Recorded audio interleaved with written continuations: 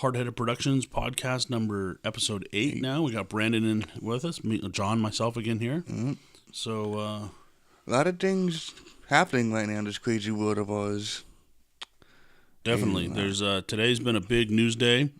Basically, everything we're talking about is pretty current. We got a topic that kind of happened last week we didn't cover.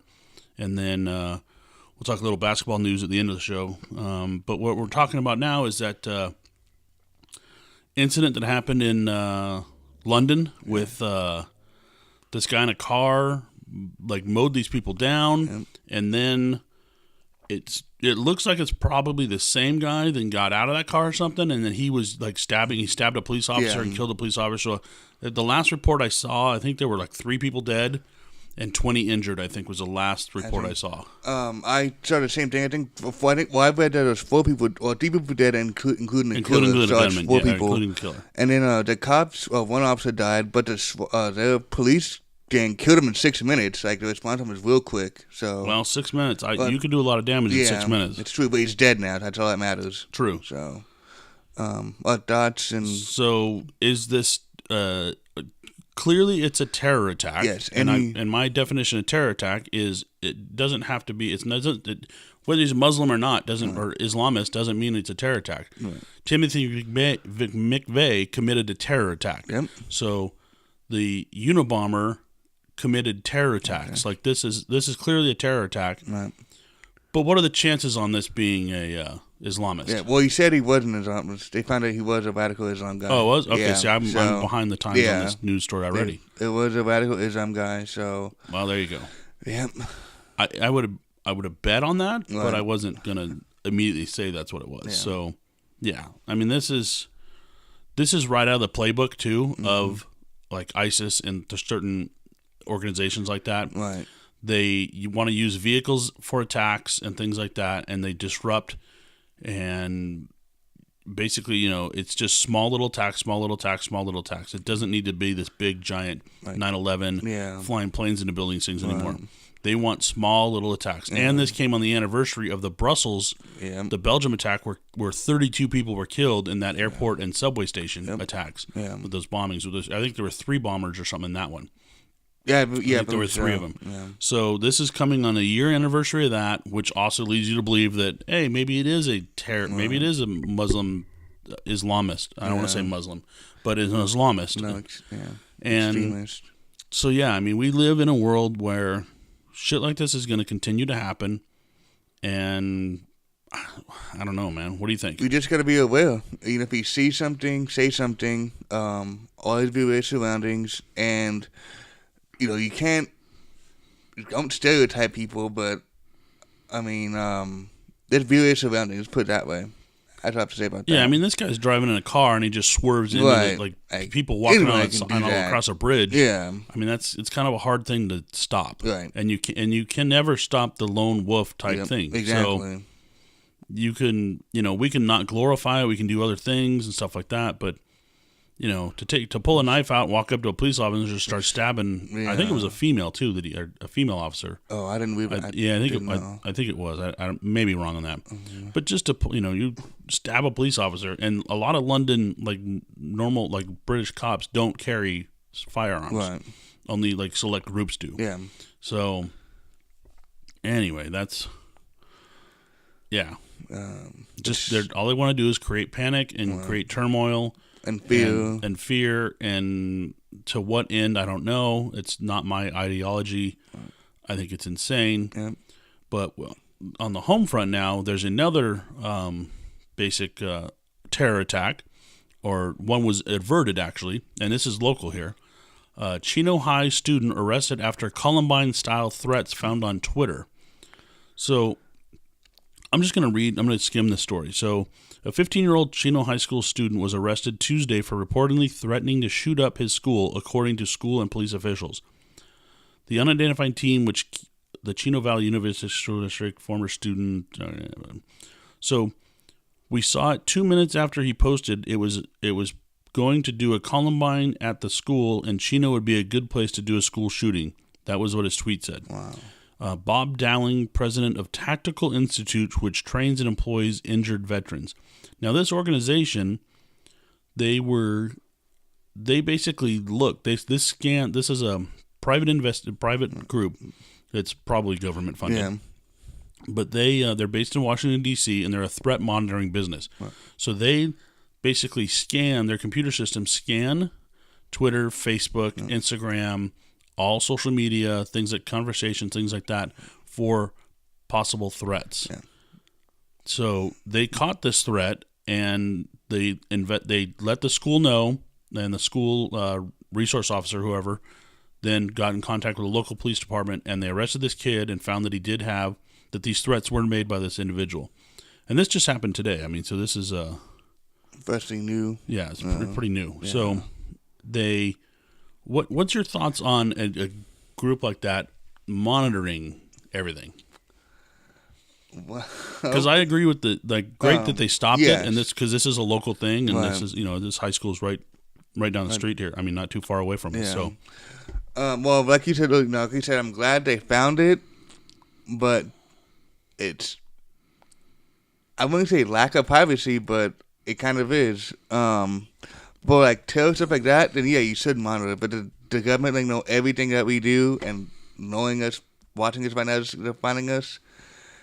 It's pretty scary sometimes because you can find anything on us now if they wanted to, anything, and I'm not feel comfortable with that. I don't feel comfortable with that, but on the other hand, it is part of our safety thing. I want someone to tell me, hey, this guy made a threat on your life, we're gonna arrest him, because I'll be kind of be thankful. So it's a slippery slope. It is a slippery slope in a way. It is. Here's the thing. When you sign up for Twitter or Facebook or Instagram or Snapchat or anything like that, any social media aspect, when you get a new phone, whether it's a Samsung or iPhone or whatever it happens to be, there are user agreements with those. Right. And in those user agreements, basically, I'm sure there's somewhere stated in the fine print, like 300 pages down, that nobody reads because you just accept and move on. That there is monitoring software out there that could monitor what you're saying.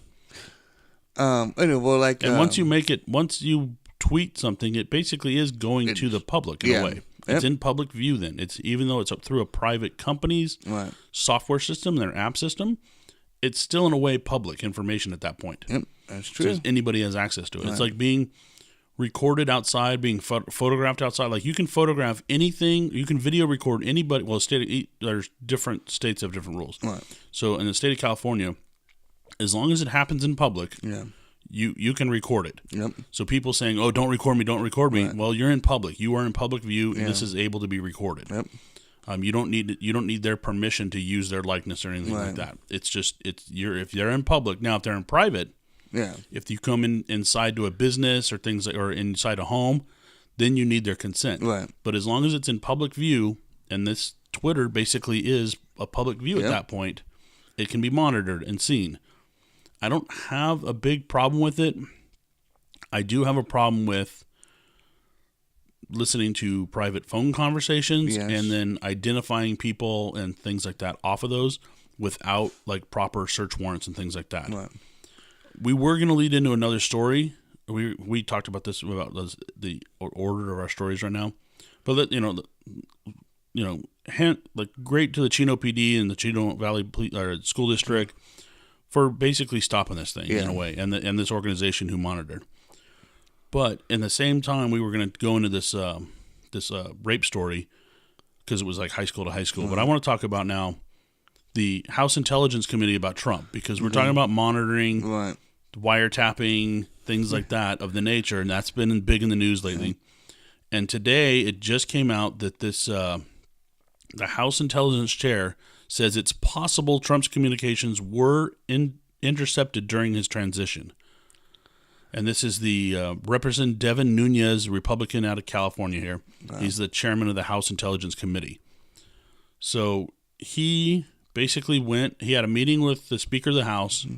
He found out information. He had a meeting with the Speaker of the House, let him know. He went directly to the White House and spoke directly to the president and stuff like that. Right. And then on the way out of that meeting, he basically spoke to the press and says, we are finding evidence that Trump may be, and we'll use the word wiretap, but it's not really like the word wiretap. I think people have gotten too focused, keyed in on wiretapping itself, where I think Trump used that word as a general like blanket word for all surveillance. Okay. So it's kind of coming out that he was kind of right, that he was being monitored in some way. Now, what this is though is they're calling it incidental something. I forgot what it said. Incidental. I don't know what it was. I forgot what the actual wording was here. But basically it was like if two foreign spies were talking and they mentioned somebody's name in the Trump campaign or mentioned Trump, then that's his name got picked up in that. Right. Or if a U.S. citizen and a foreign person were talking and they talked about Trump or something like that, that got picked up that's what he got picked up incidentally. Not that it was really him that was being targeted, right. But whether Trump Tower was being targeted, we don't. That's still there's still information to come. But this story isn't going away, and apparently there is. I said before there's a lot of smoke and no fire. Right. Now it's the shoes on the other foot. There might be, it was the Democrats saying, "Oh, this is false. This is false. This is false." And Obama administration, the FBI, even FBI, James Comey said the other day, this is not true and things like that. Well, now 2 days later, maybe there is some evidence. So it's like playing cat and mouse over and over again. They don't. It seems like they want to find every single little thing against Trump, because they don't like the guy again. It goes back to him. Now, if there is any evidence, whatever, they should be a punishment by that, because that's a bad thing to do, obviously. But for both parties, like even let's say if a Democrat was in the office, and same thing, anyone should be punished over that. But until we get all the clear facts, and it's 100% guaranteed that there was any leaks of wiretapping, I'm not gonna hold my breath on anything. Yeah, and I've said this before about how many things. Wait until all the evidence comes in. This country has become too quick to judge and too quick to. This is what this is. Yeah. It's the first person to get the news story out. When let's figure all this shit out. And this is another thing where, maybe everybody was a little too quick. Let the investigation happen. And this investigation is going on, and during this investigation, this information came out. So here it says, told reporters that Trump was one of various members of the Trump team whose communications probably were intercepted through incidental collection or surveillance of the communications of foreign nationals who may be in contact with or talking about U.S. citizens. So even talking about, like, foreign nationals talking about U.S. citizens, and what they're supposed to do is they're supposed to be masked. The U.S. citizen is supposed to be masked in the intelligence report so their identity is not known. And there is a proper procedure to unmasking those people. Okay. This probably may or may not have gone through the proper procedure. It was basically said that no matter if it was masked or not, through this communication, they were able to tell who the people were talking about. So there are rules in place to protect our identity as U.S. citizens, but clearly, if they're talking about Trump, it's kind of, if they're describing him, everybody's going to know. Right. So it's I don't know. It's kind of a slippery slope in a way, but man, I just don't. There's definitely more evidence now that he got picked up. Trump was surveillance somehow. Right. Between the end of the election process and his inauguration, he was under surveillance. Right. Now, see, that's. He was maybe not directly, but he was somehow he was related to surveillance that was going on. And that surveillance was going on underneath the Obama administration. Yep. So in a way, Obama wiretapped him. Right. It may not have been. It wasn't. People want to get on that wiretap. Well, Obama wasn't the one actually tapping the wires. But under his administration, he wasn't the one actually going into the building himself and the in the middle of the night with a with a mask and a all top or all 007 007 styled out, and he wasn't actually going after Trump himself. Right. But you didn't go and put bugs in Trump's office. But if you capture all the communications going in and out of that building, that's right, happened. Yeah. So I don't know, man. I could give like a month, 3 months, see what happens, what else they find, and then make a guaranteed 100% assumption. Then we'll go from there. But then here's the thing: if you wait too long, then the conspiracy theories that start. All the conspiracy theorists start up and like going, "Well, they were just needed time to cover everything up." Right. That's true. That's like you can't win everything all the time. So I don't know, man. It's just. I mean, where there's smoke, sometimes there is fire, and sometimes it's just smoke, and sometimes you really have fire. But this story isn't going away. No. So, in the other news, so we'll go back to this other. It's because it's kind of related to Trump because one of the reasons he got elected was his build the wall and let's stop the bad people from coming into the country, and let the good people come into the country that want to develop this country better, make themselves prosperous, make the country prosperous. And this Rockville High School in Montgomery County, I think it was Maryland. Maryland, yep. And so these two illegals, one was stopped at the border. They weren't Mexican; they were South Central American.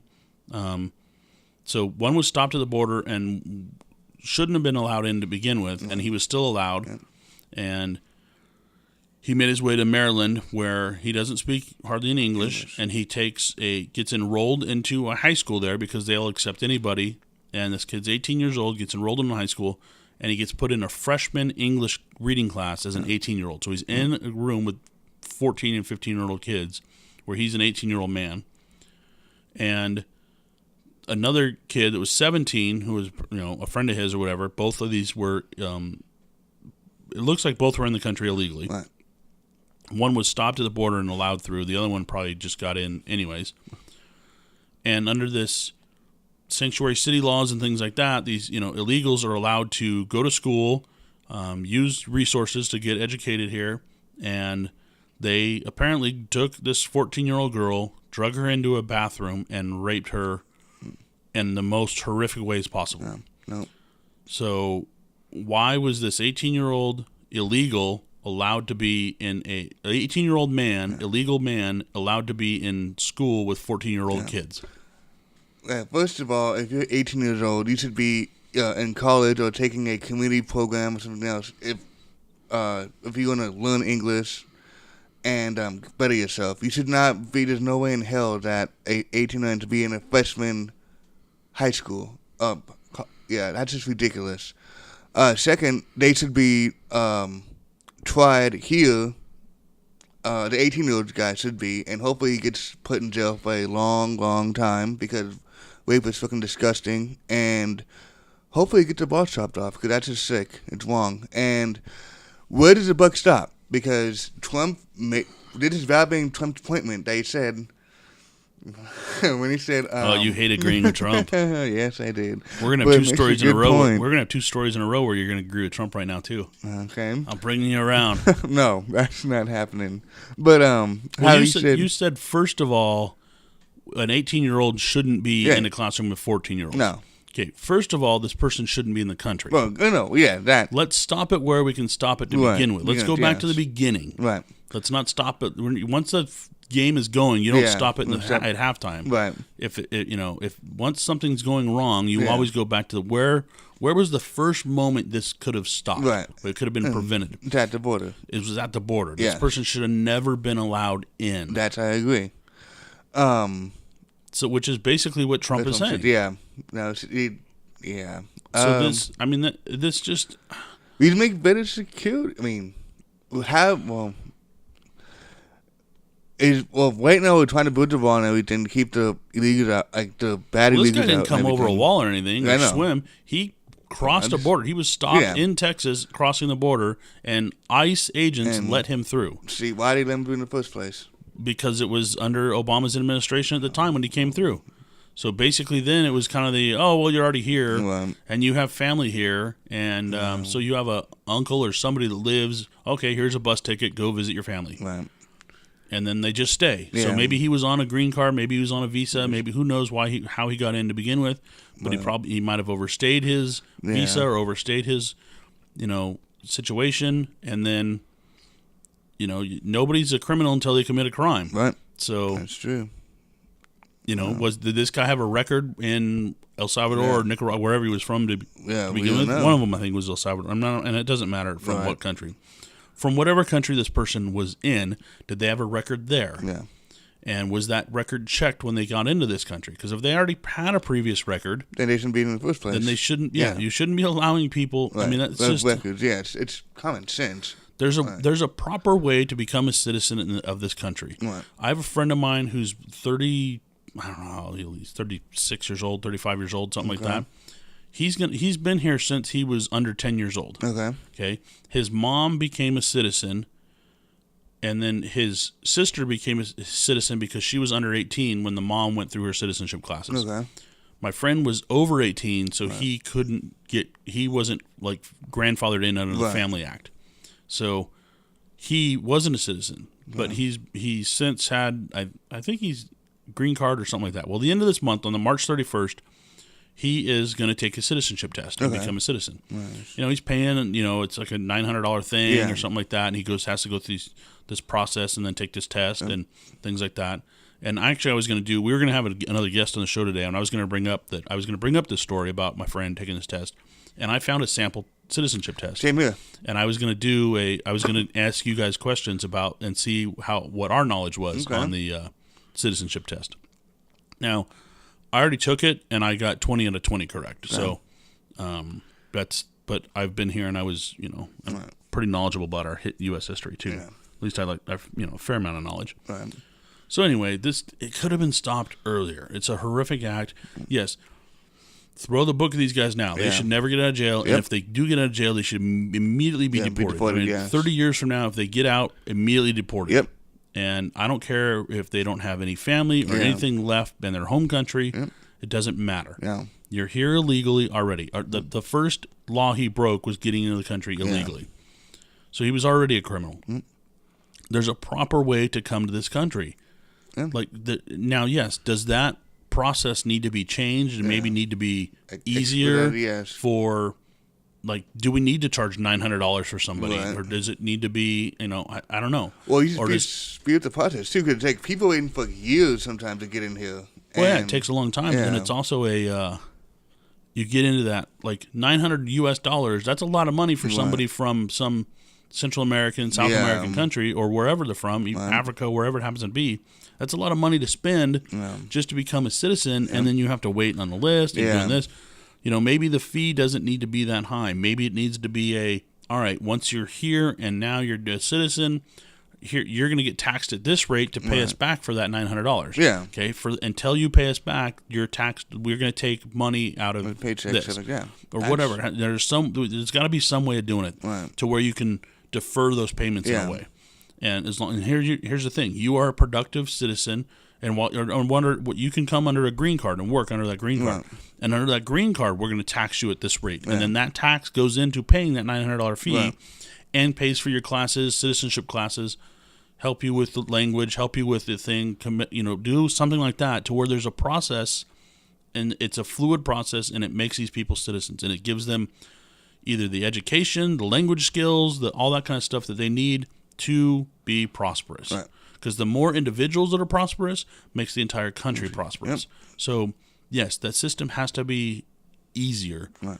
But when this happens, it just, shit like this infuriates me because this could have been prevented. Yep. It easily could have been prevented. Yeah. The one where that guy killed that girl up in San Francisco could have been prevented. That guy was deported 5 or 6 times. And he still kept coming back. Yeah.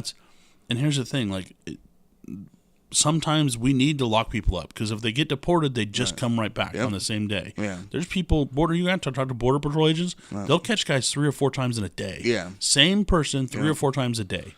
See, that's ridiculous. That's insane. So we need to have tighter border security, like a wall, fence, whatever. that's clearly that we need that. Yeah. Not just for people that are coming here to commit crimes, Right. but also flood of drugs and weapons and things like that, and make the process, a better process to give us your tired, give us your weak, give us your hungry, and what this country was founded on as an immigrant, as we were founded by immigrants, Right. and let's open that up to make it easier somehow. So anyway, make America great again, build the wall. Give us your good people, not the bad people. Right. So you agree with Trump on that?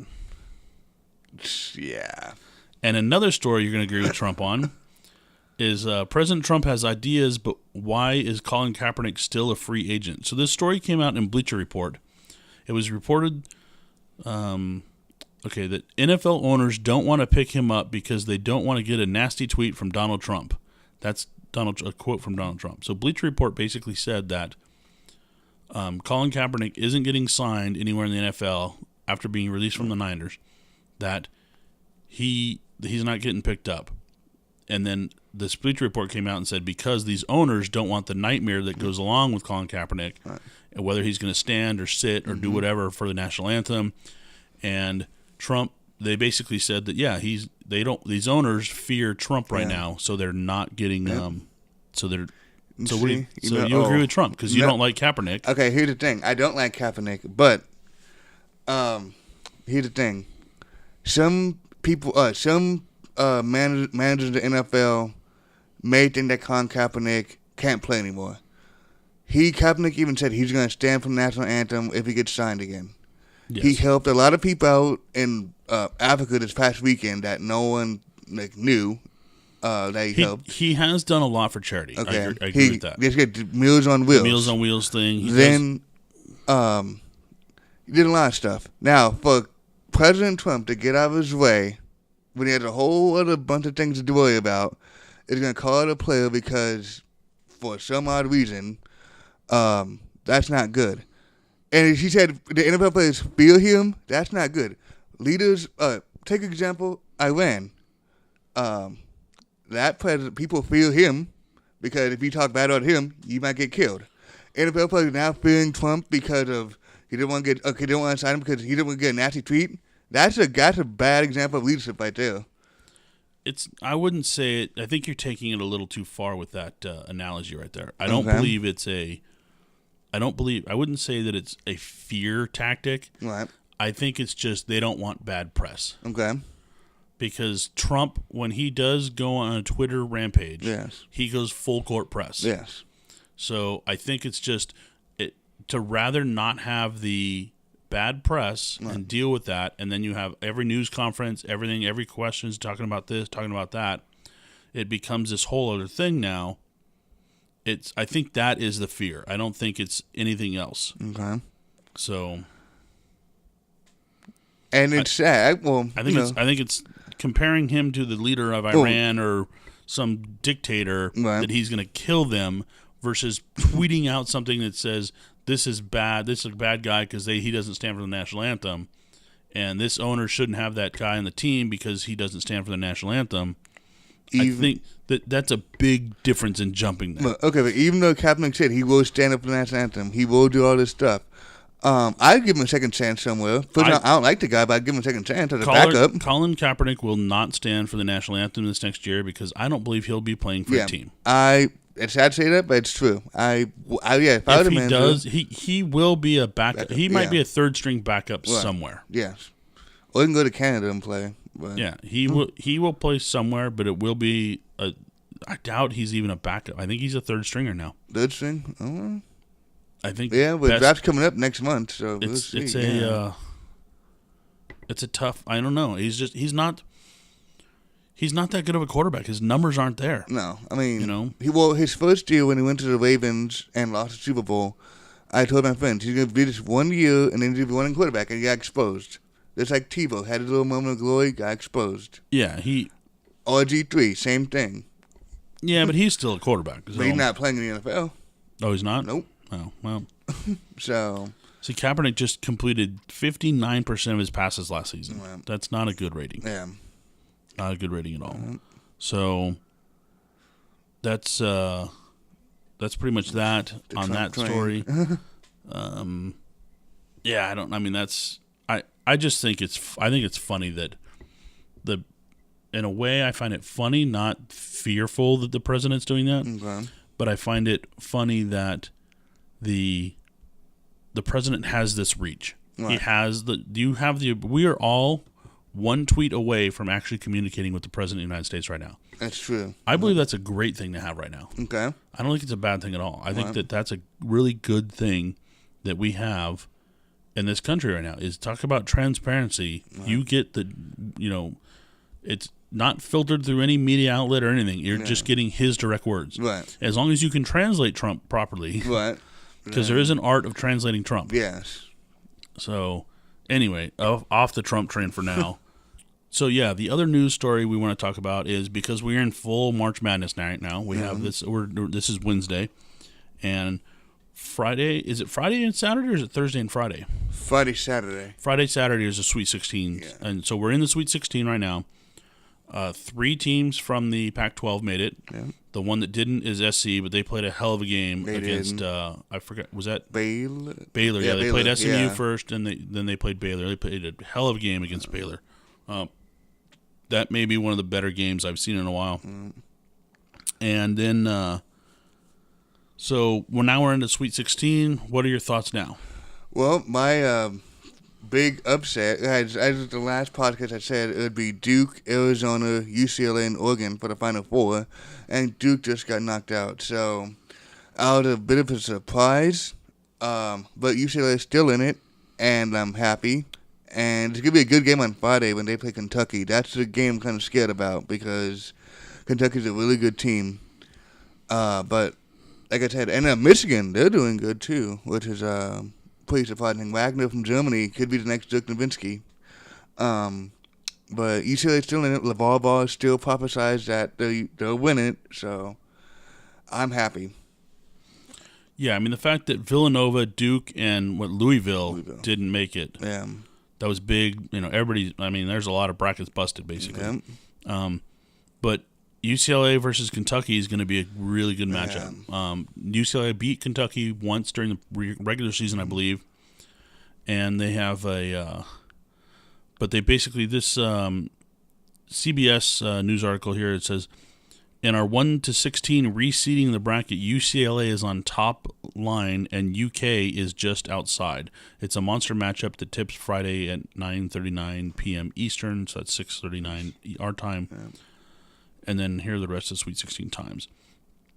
So a lot of people now have UCLA winning. Yeah.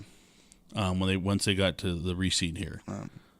It's still against the I think a lot of them have them against what other team is that? Arizona. Bulldogs or something like that. Fresno? No, I don't know who that is. Maybe Gonzaga?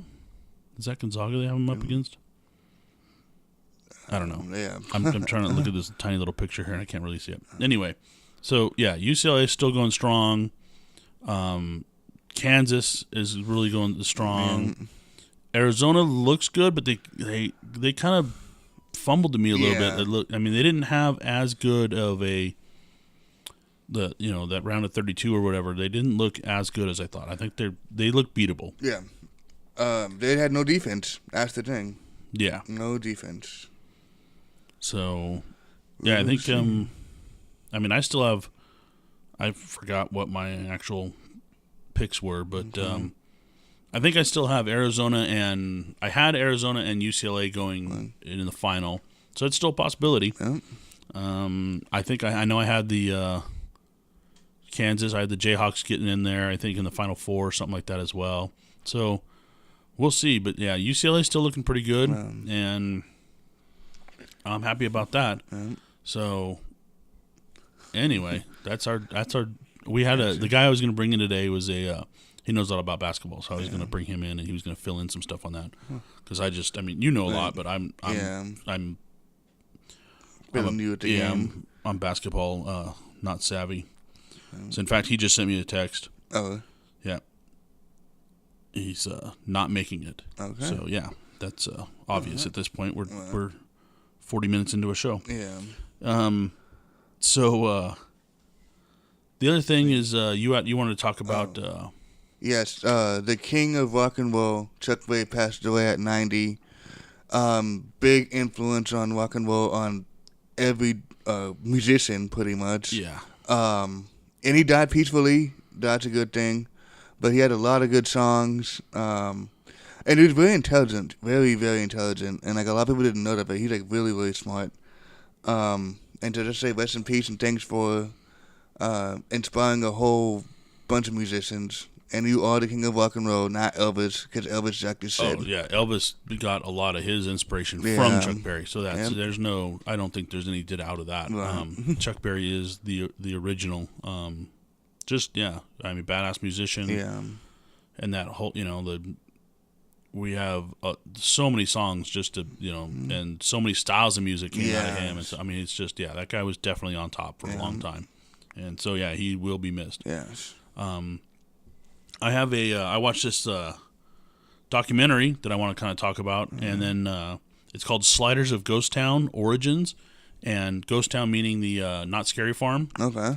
Here in California, we have Knott's Berry Farm, and every October they turn it for, like 20-something days or whatever. I think it's just a weekend still. I don't know if it's Thursday through Sunday, or maybe it's all week now. I don't know. I mean, it's gotten so big. Right. But it's a big Knott's Scary Farm thing. They do all these haunted mansions, and you walk around Ghost Town, like Camp Snoopy, and they have like fog machines. These guys dress up as like scary characters, and they chase you and they jump out at you and try to scare you. But what they did is Scary Farm started in 1973. So these guys became, what they did is they started, when they jumped out at you and they started to run after you, and then they would slide along the ground. Okay. And they would they put like metal, like washers and stuff on their gloves and kneecaps and their shoes and things like that. And they would slide around and they would jump like off their knees and slide, and they'd slide around people and like started doing tricks and stuff like that. And this is a documentary about these sliders and how this became this thing. And it's actually international now, and even across the country in other states, there is people sliding around now and things like that. And it basically all started in Knott's Scary Farm. And this is a documentary about it. And I'm going to get in I'm trying to get in the producer and maybe even the director on the podcast in the future in the next couple of weeks. But even though it's not Halloween time yet, but it's called Sliders of Ghost Town. It's available, I believe, on iTunes and Amazon for purchase and download. And it's a really good documentary, especially if you grew up here in Southern California and things like that. Like, it brings back those memories of going to Knott's Scary Farm and getting it. It's really well done. The music is excellent in it. The clips they use, it's all interview based. It's a really, really good documentary. And I encourage people to look it up. Sliders of Ghost Town, iTunes and Amazon. And I'm going to bring in at least the producer, and he's trying to get the director to have a schedule, and we can come in and talk about some stuff and whatever they have, other projects coming up maybe. Okay. So it's just a really good documentary. So go out and look for it if you can. And that's kind of it for me. Have a good week. Yeah, we get a good week. We have, like I said, basketball's coming on this week. World Baseball Classic Final is going on tonight. The U.S. made it in. They're playing, I believe, Puerto Rico. And because Puerto Rico beat Dominican Republic won last year, and then the U.S. beat Japan in a rainy game last night at Dodger Stadium, and tonight will be the final at Dodger Stadium. It's the U.S.'s first time in the final for a World Baseball. This is only the fourth World Baseball Classic, though. Okay. This kind of started after the Olympics got rid of baseball, so they kind of created this country versus country thing, and it's a lot of pro ball players that play for, it's all pro on the U.S. team, and it's all Major League Baseball stars and stuff like that. It's basically like watching All Stars. The Japan team, Japan has a great baseball program in Japan. The Nippon League, Dominican Republic obviously is great baseball. Puerto Rico, great baseball. Mexico was in it. Netherlands, Italy was in it. A lot of really good baseball programs, and this is just a way of having represent their country. Well, so, go USA. Yeah, go USA for that tonight, and. I can't think of anything else going on. I got nothing. No concert venues. We didn't really talk. Well, we talked about Chuck Berry, but I can't think of any concerts or anything coming up that we kind of usually hit on something. I guess Wolf Tour is coming up, and the lineup just came out. I think coming out tomorrow. So, and from what I heard, it's supposed to be a lot of good good bands. So that's all I got about that. So Warped Tour's coming up soon. Warped Tour tickets go on sale for Van's Warped Tour, and they got some. It looks like there's some dates and stuff coming up here. So bring that up. Let me see if there's a thing on here for that. Okay. It doesn't say a lineup. It just says tickets go on sale. No lineup No lineup yet? Yeah, okay. No lineup yet. Postage. Well, there is some dates on here. There's some cities, but not lineup. Isn't. Yeah, tickets go on sale. The first one is in Columbia, Maryland. Okay. But it looks like all the major cities: Seattle, Albuquerque. There's a huge list of cities here: Phoenix, Arizona, St. Petersburg, Florida. North Carolina, all kinds of stuff. Texas, a few ones. Hard Rock Hotel and Casino in Nevada. I don't see anything. Where are they going to play here at? Pomona. Yeah, the Fairplex. There it is. Yeah, because as I said, I know they played at the Fairplex before. They always play there. Yeah. Warped Tour. It's mainly like punk bands, though, isn't it? Yeah. So, all right. I think a couple of years ago they had some metal bands, but mostly punk bands. But a couple of metal bands showed up a couple of years ago. It was pretty cool. But yeah, it's mostly punk bands. So, yeah. Yeah, that's pretty much it. We don't have any. Both of our birthdays have passed. Ellis's his birthday was this last week. We had a good time for that. We went to that bar I promoted before, that Syndicate bar. We went out there on Saturday night. We had a good time out there. They treated us well as always. So another shout out to Syndicate. Last Friday was St. Patrick's Day, and we had a great day that day. We went to Roscoe's, which was another bar that we've talked about. And it was about a 13-hour day of drinking for me. And I think I only had like 11 beers in 13 hours. So nice. I was well under that little chart that we talked about in episode 1. Even though I didn't drive, I had somebody else drive me around that day that didn't drink. And then the next day, I drove and he drank. So we kind of just made a deal that way. There you go. So instead of using services like Uber and Lyft, we just made a deal like, all right, one day I'm going to drink, the next day you drink, and we kind of worked it out that way. Nice. So there are ways to get around it. Yes. I did Uber on St. Patrick's Day for the first time. It was awesome. Yep. Yeah, okay. It was cool. Yeah, I remember you showing up saying I Ubered for the first time. Yeah. So, that's pretty much it. Yeah. We're going to be back definitely next week. We'll have some. We'll be down to the Elite 8 by then. Yes. For the tournament, and then if not farther, because I don't. How often do they go? I think it's every week. 16 this week, 8 next week, and final. Okay. 4, and then Final April, beginning of April, is the end of it all. March Madness, it ends in June now, I think. So, right. That's. We'll definitely cover some more NCAA tournament stuff next week. And that's pretty much it, man. So thanks once again, Brandon, for coming on. Yep, no problem. And we'll see you next time, or we won't see you. We won't hear you either. Yeah. You can listen to us next time on the. It'll be episode 9 on the Hardheaded Productions Hardheaded podcast here. Yes. So I'm Brandon. I'm John. Thanks. Yes,